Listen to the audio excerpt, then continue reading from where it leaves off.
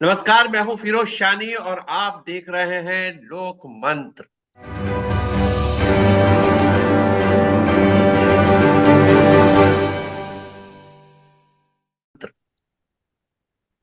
आज लोक मंत्र में हम दो विषयों पे चर्चा करेंगे और वो एक तो है कि जो आज अंतरिम बजट पेश हुआ है उस पर थोड़ी सरसरी नजर डालेंगे और उसके अलावा जो मेन हमारा जो चर्चा होगी वो होगी कि अखिलेश यादव मतलब समाजवादी पार्टी के जो प्रमुख हैं, अध्यक्ष हैं, उन्होंने अभी 2-3 दिन पहले उन्होंने 16 उम्मीदवारों की घोषणा कर दी है। इनफैक्ट लोकसभा चुनाव इसी साल कुछ महीने के बाद होने वाले हैं।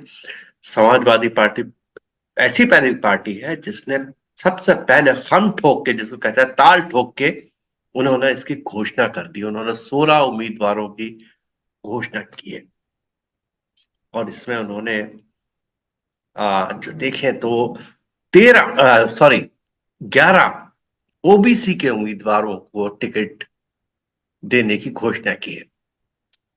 तो जैसा आप जानते हैं कि आ, कांग्रेस के साथ उनका इंडिया अलायंस में उनका गठबंधन है और उन्होंने 11 सीटें देने का ऐलान किया है, लेकिन अभी इस पर निगोसिएशन चल रहा है, बातचीत चल रही है। तो अभी आगे क्या होता है, 11 से ये संख्या आगे कहाँ बढ़ेगी? 11 से तो कम होनी नहीं है, थोड़ी आगे ही बढ़ेगी। तो इसके बाद क्या होता है, तो सबसे पहले हम बात करेंगे थोड़ा आज के बजट की कि राम मंदिर को लेके जो उम्मीद थी भारतीय जनता पार्टी को कि वो इस पर सवार होके 2024 का लोकसभा चुनाव को की जो उनकी नैया है वो पार लगा देगी, लेकिन उस तरह का उन्हें अभी वो आ, जो जनता से जो के बीच में जो चीजें मिली हैं, जो जो उसका प्रभाव था वैसा उनको दिखाई नहीं दे रहा है। तो इस बीच हमने देखा ईडी की रेड्स हुई हैं वहां पर, वो ईडी की रेड्स हो रही हैं, लालू यादव को से पूछताछ हुई, तेजस्वी से पूछताछ हुई, राबड़ी देवी से भी शायद होगी, ये होती। और उधर अगर हम रांची की तरफ चले जाएं, रांची का मतलब है कि झारखंड, वहां पर हेमंत सोरेन को तो खैर गिरफ्तार ही कर लिया गया है, वहां पे नए मुख्यमंत्री बनाए जा रहे हैं, ये सब चीजें हो रही हैं। तो तमाम तरह की चीजें हैं, हथकंडे हैं जो अपनाए जा रहे हैं कि 2024 का चुनाव कैसे जीता जाए। और जिस तरह के दावे किए जा रहे हैं बीजेपी में कि इस बार हम 400 का आंकड़ा पार करेंगे। बहरहाल सबसे पहले हम बात कर लेते हैं कि आज का चुनाव में माफ कीजिएगा, आज का जो बजट पेश हुआ है, इंटरिम बजट, अंतरिम बजट जो पेश हुआ है, उसमें जनता को लुभाने वाली सबसे बड़ी चीज क्या है? और इस पे हमारे साथ बातचीत करने के लिए सिर्फ अंतरिम बजट पे ही नहीं बल्कि यूपी के बजट के पर भी, सॉरी, यूपी के इलेक्शन को भी लेके, क्योंकि सबसे बड़ा गढ़ माना जा रहा है यूपी बीजेपी के लिए, जहां 80 सीटें हैं, उसको लेके हमारे साथ राजेश यादव जी जुड़ गए हैं, जो हमें बताएंगे, इन सबके बारे में जानकारी देंगे। राजेश जी, सबसे पहले हम अंतरिम बजट पर ही थोड़ी सी एक सरसरी निगाह डाल लेते हैं। क्या ये चुनावी बजट है? नमस्कार फिरोज जी। जैसे आपने इंट्रोडक्शन में कहा कि अंतरिम बजट पे चर्चा कर लेते हैं, तो देखिए, बेसिकली ये सरकार ने अपनी जरूरतों को ध्यान में रखते हुए चुनावी साल में हर सरकार अंतरिम बजट प्रस्तुत करती रहेगी। तो सरकार के पास इसमें गुंजाइश बहुत कम रहती है। और इस बजट को भी देखा जाए तो सरकार ने कोई ऐसी बहुत बड़ी घोषणा नहीं की है जिसपे हम आप चुनावी नजर से देखें। जैसे टैक्स स्लैब में कोई बदलाव नहीं है। एमएस किसानों को जो एमएसपी मिलती है उसके दामों पे भी कोई बड़ा बदलाव या चेंज ऐसा हमें देखने को मिला नहीं है बजट में। किसानों के लिए कुछ घोषणाएं हैं, लेकिन वो एक अलग तरह की चीज है। उसको हम उस तरह से नहीं देख सकते जैसे पिछली बार क्या हुआ था कि किसानों को 6,000 रुपए देने का एक ऐलान हुआ था। तो वो जो राशि है उसमें भी कोई बहुत ज्यादा हेरफेर नहीं किया गया, वो जस का तस रखा गया है। हाँ, सरकार ने जो पीएम आवास योजना है और पिछले जो 10 सालों में गरीबी रेखा को कम करने के लिए सरकार ने जो उपाय किए हैं, उसकी चर्चा बजट में की है। जैसे उसमें ये कहा गया है कि हमने 25 करोड़ लोगों को गरीबी रेखा से बाहर लाए हैं। साथ ही वो ये भी कह रही हैं कि हमने कोरोना काल और तमाम जो विपदा वाले टाइम थे और अभी भी तकरीबन 80 करोड़ लोगों को हम अनाज दे रहे हैं। तो बेसिकली क्या है, सरकार ने एक प्रकार से अपने कामों को बताने की कोशिश की है। नया तो कुछ विशेष नहीं है। हाँ, रक्षा बजट में जरूर अच्छा खासा प्रावधान किया गया है। तो रक्षा की दृष्टि से तो बजट ठीक ठाक है।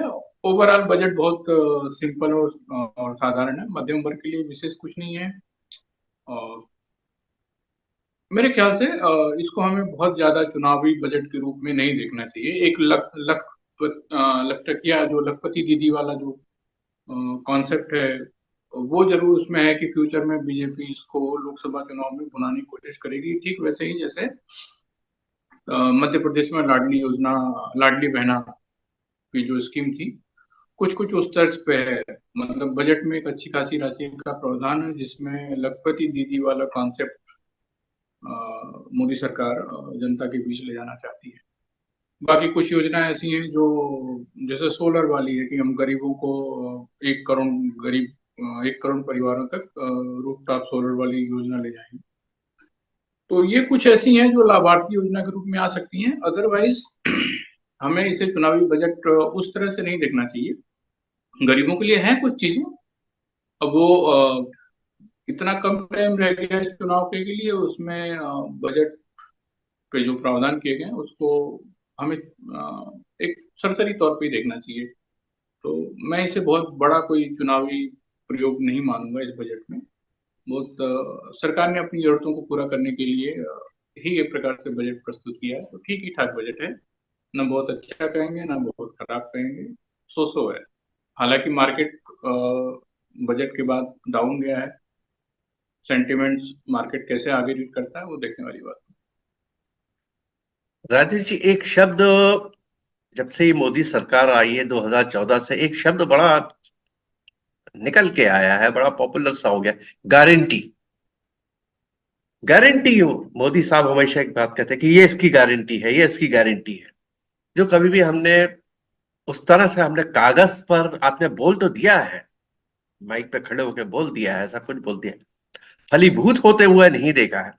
बहरहाल जो जैसे आपने बताया कि लखपति योजना जो उन्होंने शुरू की है, ये कितनी कारगर होगी, कहां तक पहुंचेगी, हमें नहीं मालूम है। बहरहाल लेकिन अब हम दोबारा, हम जो हमारा मेन मुद्दा है, हम यूपी की बात कर रहे हैं जहां पे 80 सीटें हैं और जो बीजेपी का गढ़ माना जाता है, जहां पर उसको उम्मीद है, उम्मीद क्या मतलब, मैं तो कहूंगा कि उनका पूरी तरह से विश्वास है कि ये तो गढ़ उनका ही है। बाकी तो खैर एमपी भी है, राजस्थान भी है, छत्तीसगढ़ भी है, और भी जो उत्तर प्रदेश के सॉरी उत्तर भारत के जो राज्य हैं वहां पर तो उनका है ही वर्चस्व अच्छा खासा।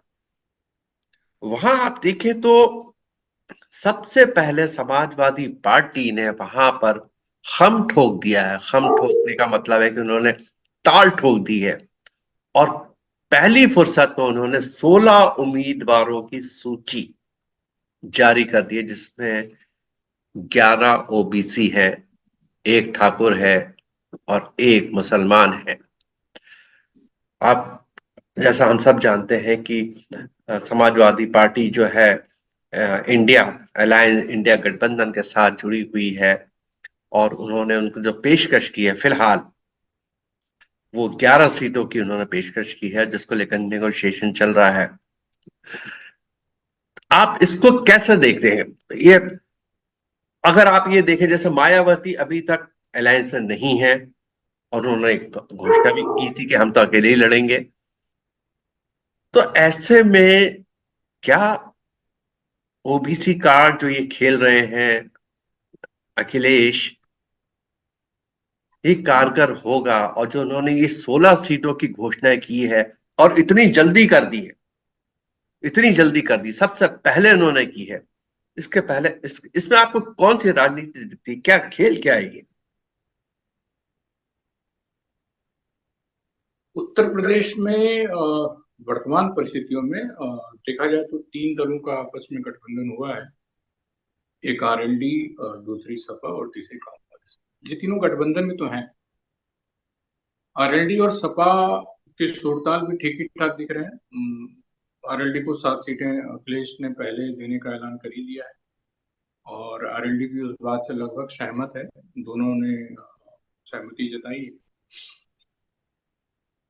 कांग्रेस को अखिलेश ने ट्वीट करके 11 सीट देने की बात कही। उसमें कांग्रेस के कुछ नेताओं के बयान आए थे। हालांकि जो सीटों की तालमेल की जो कमेटी थी उसमें अशोक गहलोत साहब और सलमान खुर्शीद साहब की चर्चा अखिलेश से मेरे ख्याल से हुई है। उसके बाद ही 11 सीटों का नाम आया है। हो सकता है कि फ्यूचर में कुछ सीटें इसमें बढ़ जाए, लेकिन अभी की जो स्थिति है उसके अनुसार तो यही है कि 11 सीटें अखिलेश कांग्रेस को छोड़ रहे हैं, 7 सीटें उधर छोड़ रहे हैं और कुछ बाकी जो अपने सहयोगी दल हैं जैसे कमेरावादी और बाकी, इनको लेके वो कुछ चुनाव में जाने की कोशिश करेंगे। अब जो आपने ये कहा कि अखिलेश ने 16 लोकसभा सीटों पर अपने उम्मीदवार घोषित कर दिए। निसंदेह उत्तर प्रदेश में पहले सीटों का ऐलान करना ये फायदे की चीज है। कम से कम मतदाताओं तक उम्मीदवारों को पहुंचने में थोड़ी आसानी रहेगी। वो अपनी बात को बेहतर बता पाएंगे कि उनको टाइम मिलेगा। दूसरा एक वो जो होता है कि हुआपो वाली जो स्थिति है उससे वो बाहर निकल के सीधे चुनावी मैदान में कूद चुके हैं एक प्रकार से। लेकिन इसमें मैं इक्वेशन पे कैलकुलेशन करने पे आऊं उससे पहले मैं कहूंगा कि बेहतर होता है कि कांग्रेस और समाजवादी पार्टी दोनों साथ में अपनी सीटों का ऐलान करते तो एक मैसेज थोड़ा अलग जाता है। देखिए, ये सच्चाई है कि बिना गठबंधन के उत्तर प्रदेश में बीजेपी का मुकाबला आज की डेट में समाजवादी पार्टी अकेले नहीं कर सकती। तो उसे अपना हर स्टेट जो सहयोगी दल है उनको साथ लेके चलना चाहिए। मैं तो कम से कम तस्वीर को ऐसे देखता हूँ, क्योंकि अगर आप विधानसभा चुनाव के आकलन करें, हालांकि विधानसभा और लोकसभा का बहुत अंतर होता है मतदान लोगों के वोटिंग करने के पैटर्न में, बट फिर भी चूंकि 1 साल पहले विधानसभा चुनाव हुआ है तो हमें उस तरफ पलट के देखना चाहिए। अगर विधानसभा चुनाव की तरह ही वोटिंग हो जाए तो भी समाजवादी पार्टी जो है वो अधिक से अधिक 15 से 18 सीट तक जीत सकती है। लेकिन ये तब था जब 2022 का टाइम था। तब से लेके अब तक उत्तर प्रदेश के भूमि में बहुत सारी ऐसी चीजें हो गई हैं जो चुनाव को प्रभावित करेंगी। राम मंदिर का निर्माण होना और उसको जिस भव्य तरीके से बीजेपी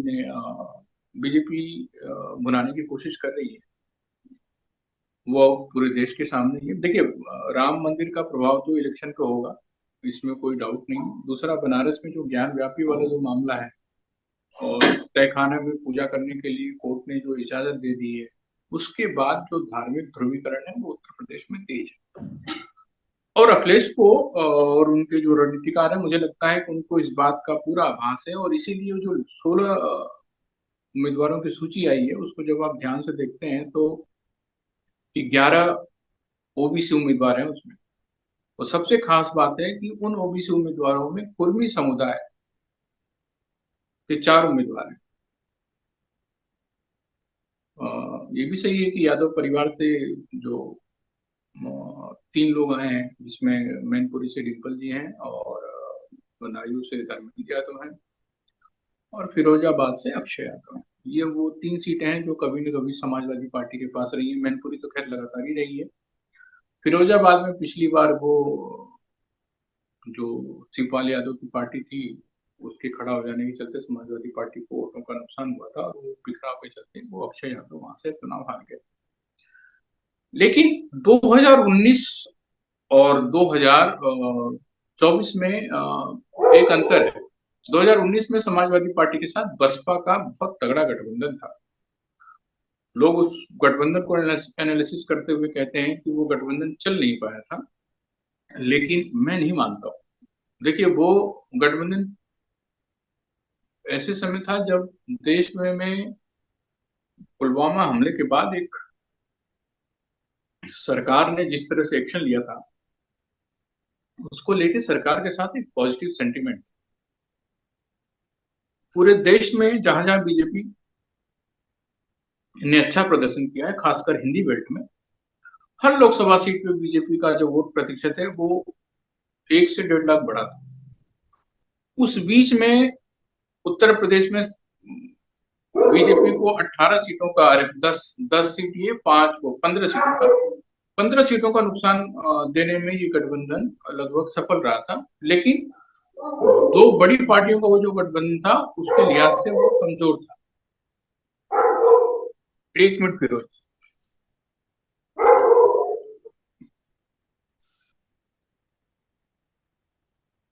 तो देखा जाए तो वो जो गठबंधन था वो उतना सक्सेसफुल नहीं हो पाया था। फिर भी हमें ये देखना होगा कि जो पूरा इक्वेशन है अभी का, उसमें अखिलेश का पहला कदम तो ठीक ठाक पड़ा है। मैं आपसे एक और सवाल करना चाहूंगा। जैसे आजकल जो ईडी की रेड चल रही, चाहे वो बिहार हो चाहे वो झारखंड हो, और इसको लेके अखिलेश ने एक बयान भी दिया है कि इसके विरोध में बयान दिया है उन्होंने।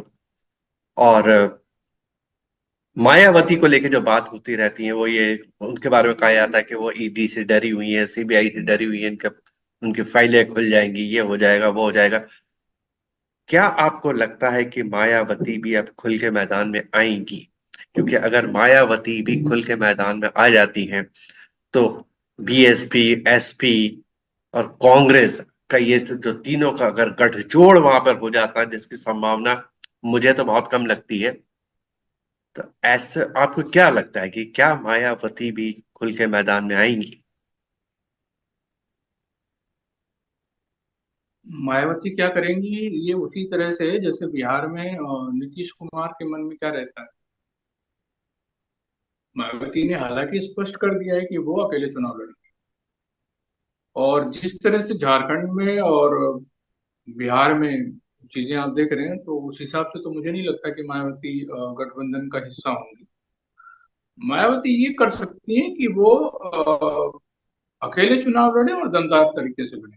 मायावती के ऐसा करने से अगर मायावती, देखिए मायावती अगर दमदार तरीके से चुनाव लड़ जाती है तो वो समाजवादी पार्टी का तो नुकसान करेंगी ही करेंगी, साथ ही बीजेपी का भी नुकसान करेंगी। ऐसा नहीं है कि वो बीजेपी का नुकसान नहीं करेंगे। बीजेपी के पास भी मायावती का कुछ वोट गया हुआ है। और वोटिंग परसेंटेज क्या होता है लोकसभा में, उससे भी चीजें चेंज होंगी। आपको क्या लगता 2009 है के बाद लोकसभा मैं में वोटिंग परसेंटेज बढ़ा है। मैं एक आपसे लास्ट सवाल करता हूं, क्योंकि हम यूपी की पॉलिटिक्स की हम्म, बात कर रहे हैं। तो जो उनके चाचा हैं अखिलेश यादव के, शिवपाल सिंह यादव, उनकी क्या भूमिका होगी इसमें? नहीं, शिवपाल यादव की भूमिका जो है वो बहुत जबरदस्त रहेगी इस पूरे लोकसभा चुनाव में।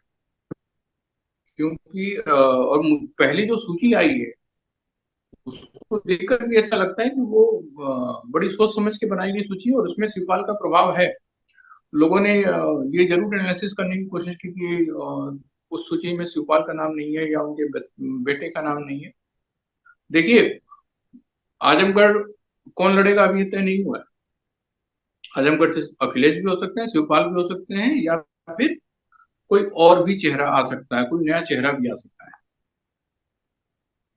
इसके अलावा कन्नौज लोकसभा सीट ऐसी है जहां पे अखिलेश चुनाव लड़ सकते हैं। तो कन्नौज में कौन लड़ेगा और आजमगढ़ में कौन लड़ेगा, ये अभी सामने नहीं बात आई है। और जिस तरह से इसमें उम्मीदवार दिए गए हैं, देखिए जैसे मैं आपको उम्मीदवारों के नाम के साथ थोड़ी थोड़ी चर्चा कर लेते हैं। जैसे संभल है, संभल से तो शफीकुर रहमान साहब हैं, और मेरे ख्याल से लोकसभा में सबसे वयोवृद्ध नेताओं में से एक रहेंगे ये उम्मीदवारों में, और वर्तमान में सपा से सांसद भी हैं। फिरोजाबाद अक्षय यादव हैं, इसके अलावा मैनपुरी में डिम्पल यादव सपा की परंपरागत सीट रही है। एटा में जो कैंडिडेट है देवेश साके, ये एक बहुत बड़ा बदलाव है सपा का। देवेश साके को वहां पे उतारना, या फिर एक और उम्मीदवार मैं आपको बताता हूँ, हाँ, फर्रुखाबाद, नवल किशोर साक्य। ये जो दो साक्य उम्मीदवार हैं, ये अखिलेश का बहुत कैलकुलेटेड मूव है उत्तर प्रदेश की राजनीति के हिसाब से। उसी तरह से अयोध्या जैसी सीट जो कि सामान्य सीट है, मतलब फैजाबाद सीट जो सामान्य सीट है, उसी का पार्ट अयोध्या भी है। वहां पे सपा ने अनुसूचित मतलब दलित कैंडिडेट दिया है, एक प्रकार से अनुसूचित जाति कैंडिडेट दिया है। और वो विधायक रह चुके हैं 9 बार। तो अयोध्या से अवधेश प्रसाद का जो टिकट दिया जाना है, वो भी एक सोचा समझा गेम प्लान है। हालांकि अयोध्या पे मुझे जो लग रहा था कि कांग्रेस भी अपना दावा जताएगी, लेकिन अभी तक ऐसा कोई बयान कांग्रेस की तरफ से नहीं आया है। तो सूची ठीक ठाक है, मतलब कुर्मी उम्मीदवार 4 जो आए हैं वो। दूसरा, बीएसपी के बहुत कद्दावर नेता है लालजी वर्मा जी, इनको जो टिकट मिला है अंबेडकर नगर से, ये मायावती के बहुत विश्वस्त लोगों में से थे और बहुत दिग्गज लोगों से थे, और जिनका अपने एरिया में बहुत जबरदस्त प्रभाव है। तो अगर बसपा से गठबंधन हो जाता तब तो कहानी अलग होती, लेकिन बसपा से गठबंधन न करके भी अखिलेश ने जो एक विशेष वोट बैंक पे प्रभाव रखने वाले नेताओं को टिकट दिया है, उससे सपा को फायदा होगा। अब हमें ये देखना होगा कि राम लहर का कितना इम्पैक्ट है, ध्रुवीकरण कैसे होता है, पोल कैंपेन समाजवादी पार्टी, कांग्रेस और बाकी जो आरएलडी वो कैसे चलाते हैं। और फिर हमें, अब देखिए जैसे बजट की बात हम लोग कर रहे थे, तो बजट में एमएसपी पे तो कोई बड़ा ऐलान हुआ नहीं। तो इसको लेके पश्चिम का किसान कैसे सोचता है, और वो जो 7 सीटें हैं कम से कम जहां पे आरएलडी लड़ रही है, वहां पे वोटिंग कैसे होती है, इसका इम्पैक्ट होगा। बीजेपी अभी पूरे जो रूपरेखा है उसमें उत्तर प्रदेश में राम लहर की वजह से प्रभावशाली दिख रही है। योगी जी के कार्यकाल में कुछ अच्छी और कुछ नेगेटिव बातें दोनों हुई है पिछले साल भर में, लेकिन ये चुनाव मोदी का है। तो जब मोदी अपने लिए वोट मांगते हैं तो बीजेपी का वोट परसेंटेज बढ़ता है, ऐसा मीडिया का परसेप्शन है। और वो पिछले 2 लोकसभा चुनाव में हमें दिखता भी है। 2014 में बीजेपी का वोट परसेंटेज बहुत जबरदस्त बढ़ा है, 2019 में बढ़ा है, और ये बढ़ा केवल बीजेपी की वोट परसेंटेज में नहीं है, लोग वोट देने के लिए ज्यादा निकले हैं। तो उस हिसाब से देखा जाए तो पहला जो मूव है अखिलेश का, कि पहले टिकट 16 जो जारी करते हैं, वो एक अच्छा कदम है। ओबीसी कार्ड खेल रहे हैं, वो भी एक अच्छा कदम है, प्लस पॉइंट है। बस इसमें जो गठबंधन के सहयोगी दल है उनको और साथ ले लें, साथ में बैठ के सीटों का अनाउंसमेंट करें। बेहतर होता कि 4-5 कांग्रेस के भी उम्मीदवार घोषित हो गए होते। फिर भी इसके पीछे कोई ना कोई तो रणनीति काम कर रही है, और ओबीसी कार्ड खेलने के अलावा अखिलेश के पास कोई और विकल्प भी नहीं है देखा जाए तो।